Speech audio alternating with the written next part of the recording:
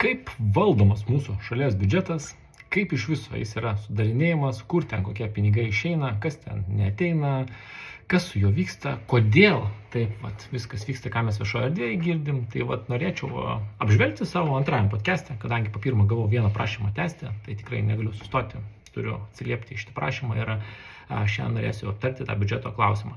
Iš tiesų puikia tema buvo, šitą temą aptarta jau Šarūno Sutkaus Andriukaičio, tokio jo podcast'e neredaguota, tai manau ten patį biudžetą iš esmės narstė, tikriausiai nemažai pataikė, tai kaip ten kas buvo sudaryta, tai tą nuorodą įdėsiu. O šiandien aš norėčiau bendrai pašnekėti apie tai iš viso, kaip mes ateinam iki to biudžeto ir kas čia darosi iš to šalies, kaip jinai veikia, ne?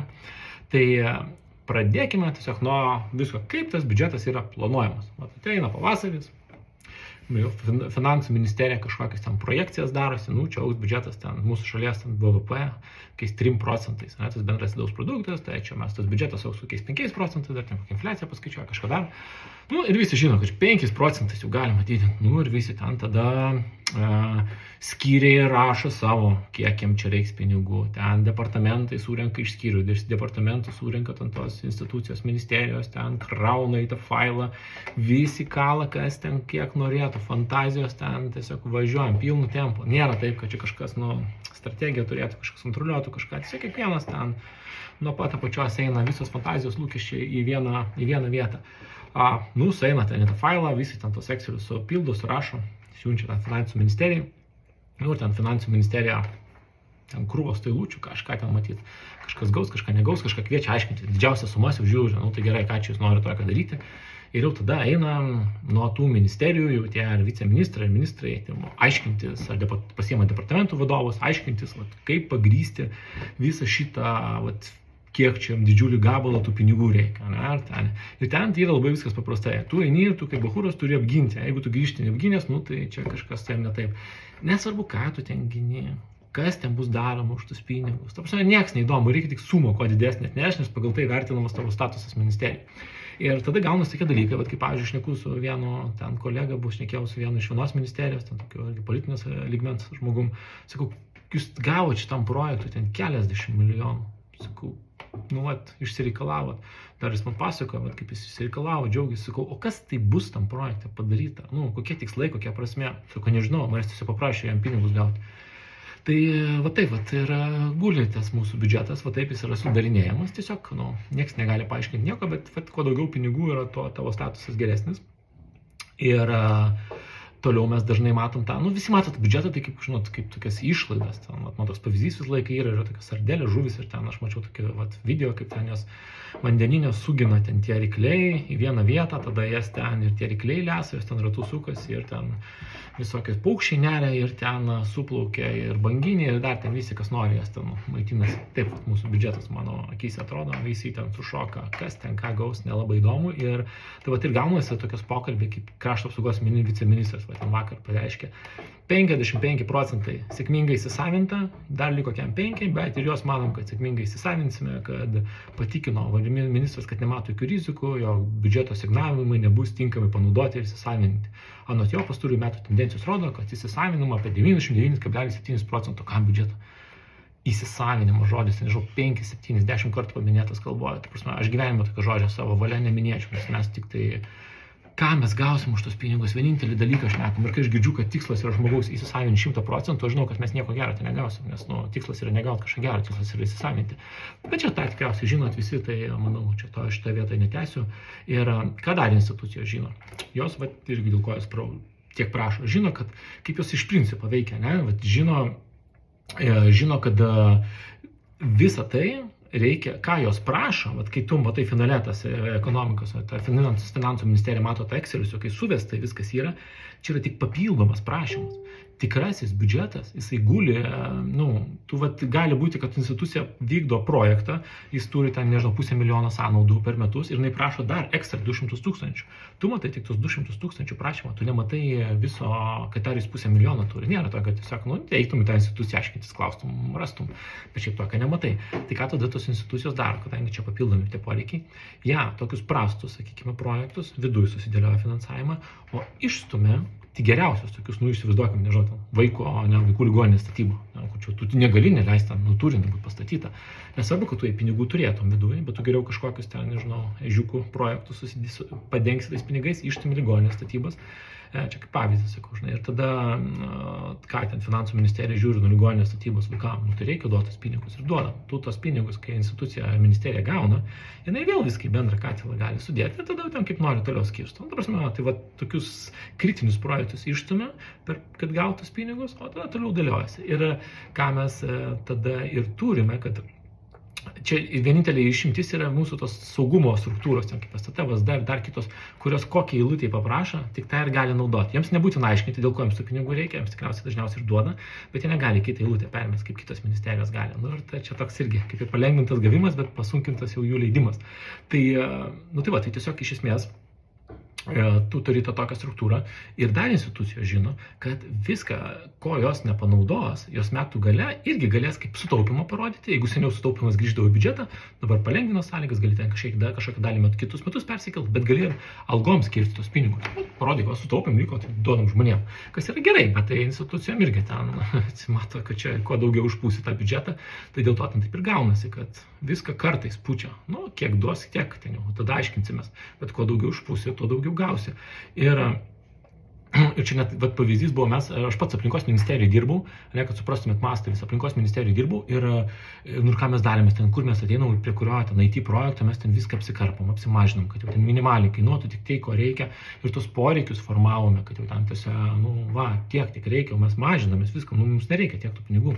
Ir iš esmės tada pamačiau tokį miškų programą, kad ten mes perkam, tai žinok, kad ten vis mokslinius tyrimus kažkokius, kiekvienais metais ten 100 000 išeina. Ir tada aš pagalvojau, kad tai gerai, mes ten irgi tų sistemų kūrėm, tai paminkim tų sistemų finansavimą, nes tų mokslinių tyrimų aš ten neturėjau, ten gali sustabdyti, bet galvoju, to IT sistemų finansavimą pamėginkim panaudoti iš to fondo, nes tai galima naudoti. Mes taip iš karto metai prasideda, mes iš karto iš ten pinigus pasiemam ir tas sistemas vystom. Nereikia dėl to iš biudžeto prašyti, biudžete mažiau tų pinigų poreikis atsiranda, ne valstybės, o mes tiesiog finansuojam iš tos programos.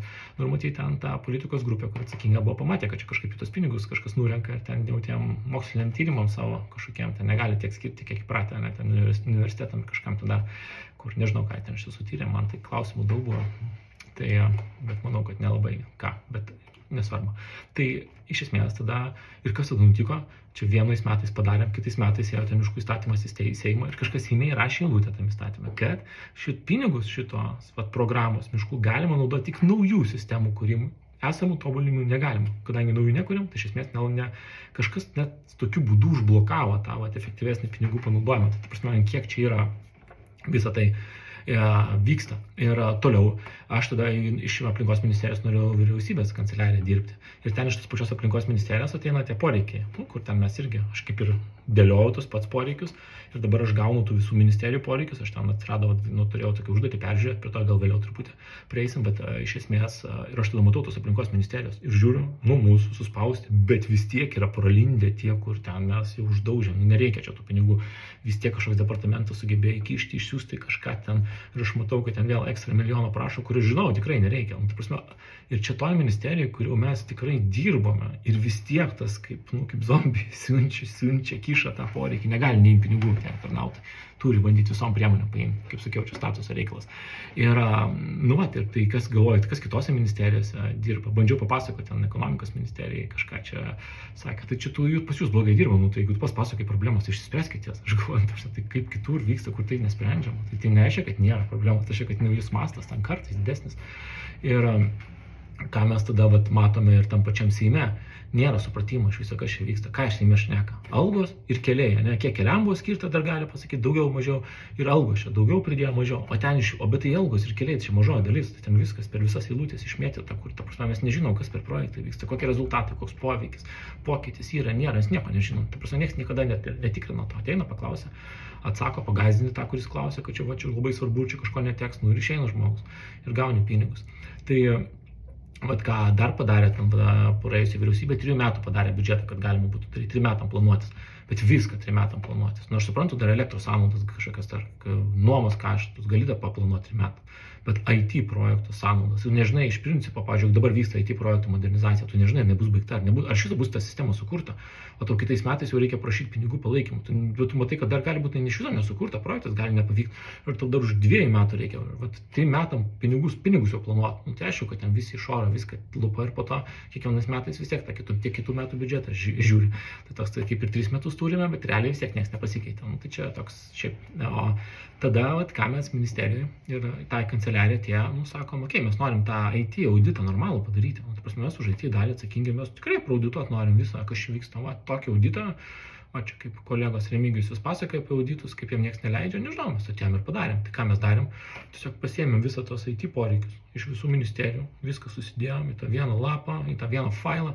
Ir pradėjome eiti ten kokie 4-5, iš skirtingų ten tų ir ministerijų žmonės, ta prasme, ir aš ten su kolega, einam ir tiesiog žiūrim ir viską šnekinam ten, ta prasme, iškart surašym, ko mes reikalausim, kad jeigu pasako, kiek bus administracinės naštos sumažinta, kiek bus sutaupyta, koks pokytis laukia.